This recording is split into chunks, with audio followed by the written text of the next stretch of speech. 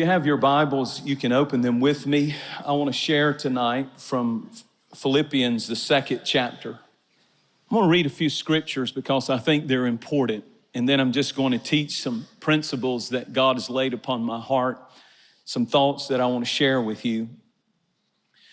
Verse 3 of Philippians chapter 2, let nothing be done through selfish ambition or conceit, but in lowliness of mind, let each esteem others better than himself.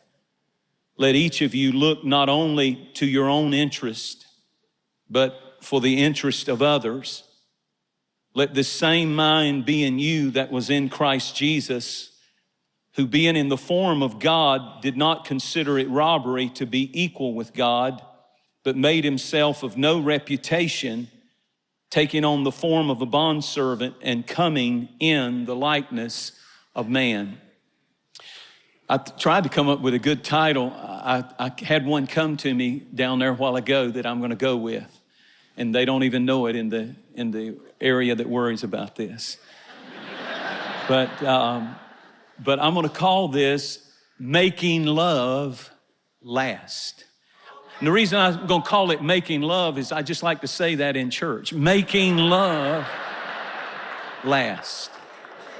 So it's kind of spiritual, but not all spiritual. How many of you like those kind of sermons? Yeah, I know you do, you bunch of heathens. Turn to your neighbor and tell them my sermon and emphasize the part that you like. Making love last. Okay, we got it. You might not remember the sermon, but you got the title down. What happens in our relationships is we start out with a tremendous expectation. You promised me, you told me you would, you said you would, you committed that you would, expectation.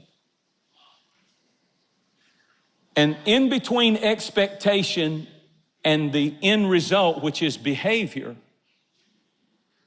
is this little area right here called believes all things. Supposed to be.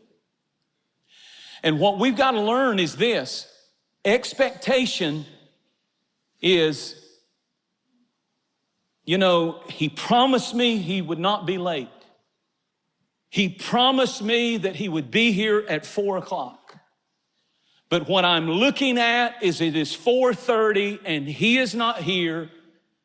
Now what has to happen is what are you going to do with the gap between expectation and behavior? Is you have a choice. Listen carefully.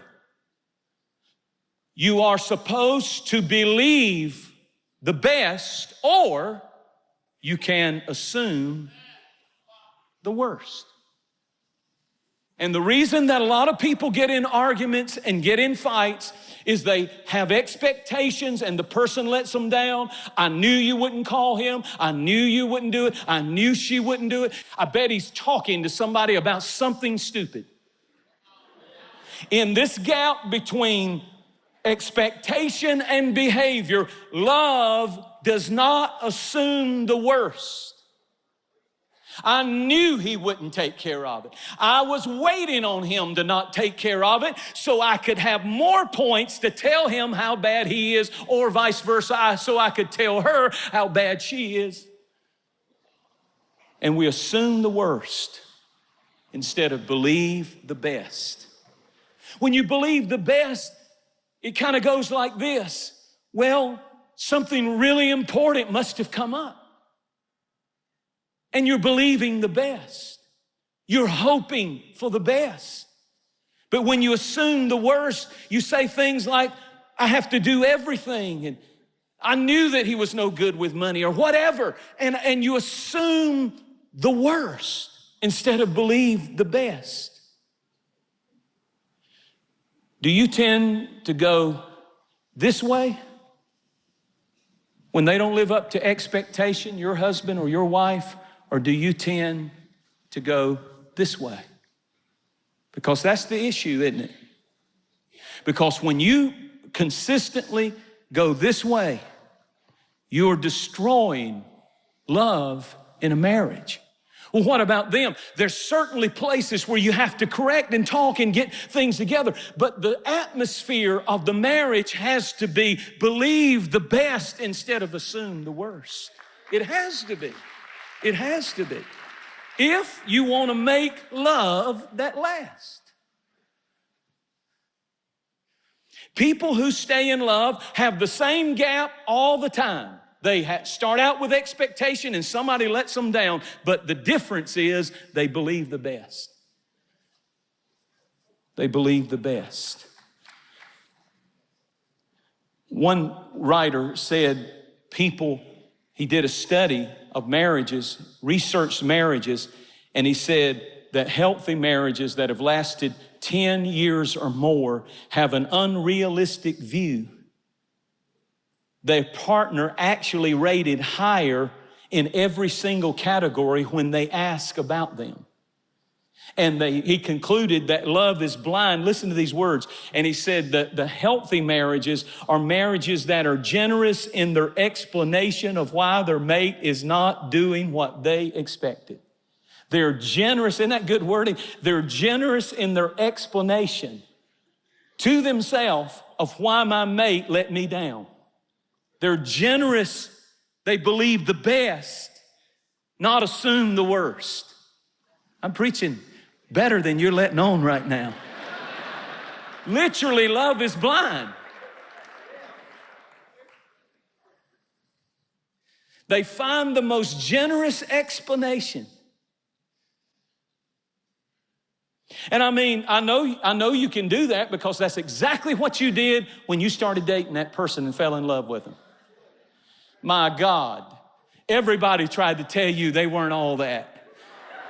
And all you did was gave a generous explanation of, I know, but you just don't know him like I know him. And you see, what were you doing? You were believing the best instead of assuming the worst.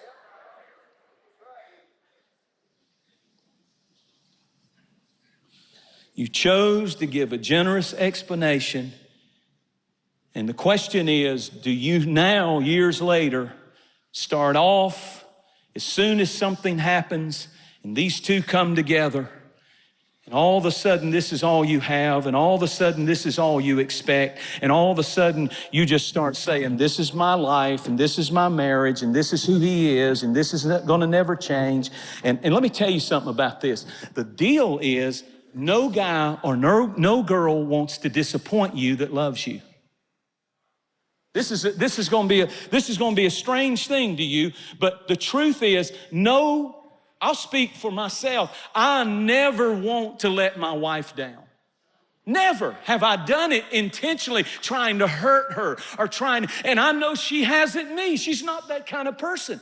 But what happens is after you have a few of these, expectation behavior, he let me down again, she let me down again, here we go again, we start assuming the worst. And it just accumulates. But when you begin to believe the best, the miracle of this is whatever this person is doing, they start moving in this direction. Because you've created a space. You've created positivity that they can begin to thrive and move in.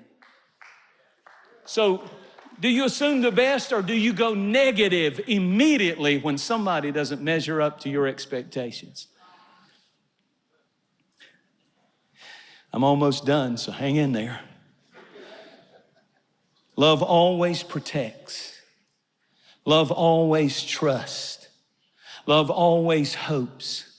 Love always perseveres. Do you quickly go to negative or do you assume the best when that person doesn't meet the expectation that you had? The last thing we want to do is disappoint. But what happens, and it's so true, is we start creating that atmosphere. You create a margin when you believe the best. In Philippians chapter 2, what I read at the beginning of this message is one of the most beautiful patterns for marriage, and here it is. He said, let nothing be done in selfish ambition. Selfish ambition and vain conceit. In other words, I don't want competitiveness in the marriage. Let her talk and quit interrupting her. And don't try to correct, just let her tell it wrong if she's telling it wrong. Then he says something powerful. Rather in humility, no selfish ambition, no conceit, no acting like you're more important than your spouse. Rather in humility, value the other above yourself. Don't compete with them, value them. They are Jesus. Paul wrote 2,000 years ago, if you want to know how to love somebody, here's how you do it. Not with selfish ambition and conceit and competition, but rather in humility, value the other person above yourself. Treat them like they're more important than you are. The most important person in the room. Have you ever been in a room where somebody famous was? Have you ever met somebody famous? Have you ever been in a room where somebody who is like a household name? I have. And I'm gonna tell you, it's an intimidating thing. And when there's somebody famous in the room, I'm talking about big name person, I promise you, you defer all attention to them. You don't interrupt them when they talk. You don't not notice them. You don't treat them bad. You don't overlook them. You don't walk in front of them. You don't do any of that because my goodness, the most important person in the room is not me. Let me put it this way. Have you ever been to a wedding? Well, of course you have. You know what? Listen to me carefully. The person that was most important, this is gonna be mind-blowing to some of you, was not you. It was the bride. And when you walked in, nobody could care less. Nobody turned around, nobody stood up. But when she walked in, every head, that's how we're supposed to value our spouse. You're the most important person in this room. Let me finish this. One translation said value others above yourself. One translation said with a sense of awe. When you first fell in love, he called. You'd say, oh. She kissed you and she was the most important thing in your world, in your life. I know you know how to do this. People who stay in love do it intentionally. They value her. They value him, the most important person. And I wish that I lived this. I wish that I did this as much as I need to do this, but I'm learning. And here's the thing that got me in this. Is Jesus. Then Paul, in a brilliant move, he moves from value one another. Then he says this in verse 4, not looking to your own interest, but to the interest of the other. Oh, now he's going to get practical.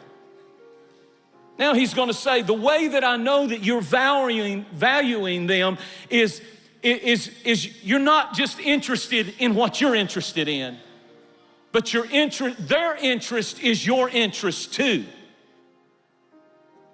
By intention, you expressed interest in the things they're interested in. And that's hard because I'm interested in what I'm interested in. I am not interested in what you're interested in. I'm interested in welcome to marriage. You should have stayed single. Because marriage means I've got to be interested intentionally in what she's interested in.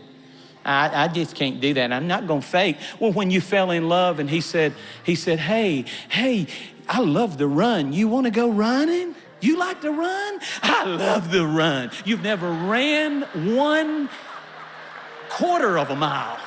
You had to call your best friend and get a pair of tennis shoes. All you had was high heels. But you fell in love with, come on now, you fell in love with him and his interests were all. I can ask some people, what does your husband do? Something on a computer, I don't know. You don't even know what his world's like. Now here's the beauty of this. You did it when you were dating. You valued them. They were the most important person in the room. When she walked in the room, it was like a rock star walked into the room. Not only that, but I valued what she valued. You want to do this? You want to go to the mall, Jensen? When I met her, I loved the mall. I loved the mall. Come on, church, I'm preaching the truth. This is sacrifice. This is love, real love. Let me finish. Then Paul, in a brilliant move, he lays it out. And then in a brilliant move, he says, let me tell you who models this. Watch him now in Philippians 2:5. Jesus, when he was equal with God, did not consider equality with God to be taken advantage of. He never played the God card. When he wanted a relationship with you and me, listen now, he's the rock star. He's God. He's the most important person in the room, Jesus. And not one time when he wanted a relationship with you did he pull the God card out and say, hey, me and my disciples are here. Give us the front row. Give us the best table in the restaurant. He never did it. He humbled himself. He valued you so much that even though he's the rock star, he's all about you. You're in the room and he's all, oh my God, about you, about me.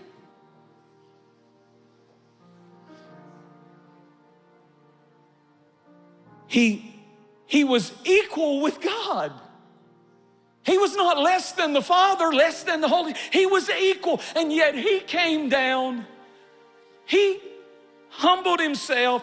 He said, I opt all the glory that I can have and being right all the time. I could walk around all day and I'm so holy, I could say, you're a sinner and you're a sinner and you're a sinner and I'm right and you're wrong and I'm right and you're wrong. And it had been exactly right. But he said, I love you so much that I will opt being right all the time for a relationship with you. And I'll come down, listen, and I'll humble myself and die in obedience on the cross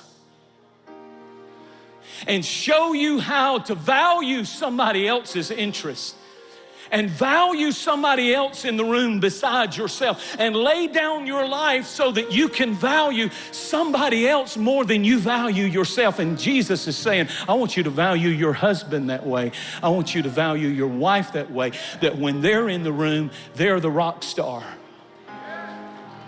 They're the most important person in the world. Jesus said, I can be personally right. Listen carefully. I'm done, but listen. I can be personally right all the time. And this is so important for like successful people, you know, build a big business, or pastors and people who've had some level of success in their life. We think that title and that glory makes us somehow greater than our mate because they don't get the credit that we get. But look at Jesus. That's what messed me up. Is look at my Jesus. He was equal with God. But he said, it ain't about me in this room. It's about that leper over there. It ain't about me in this room. It's about that woman in adultery 5 times, but I love her, and boy, I see value in her, and I'm interested in her, and I know everybody should be making a big deal about it, but it's not about me. And then he says, that's how I want you to love your husband. That's how I want you to love your wife. I want you to love them. And you say, well, what if they don't give it back? They may not. But when you do it, God's going to honor it, and it's going to change their heart.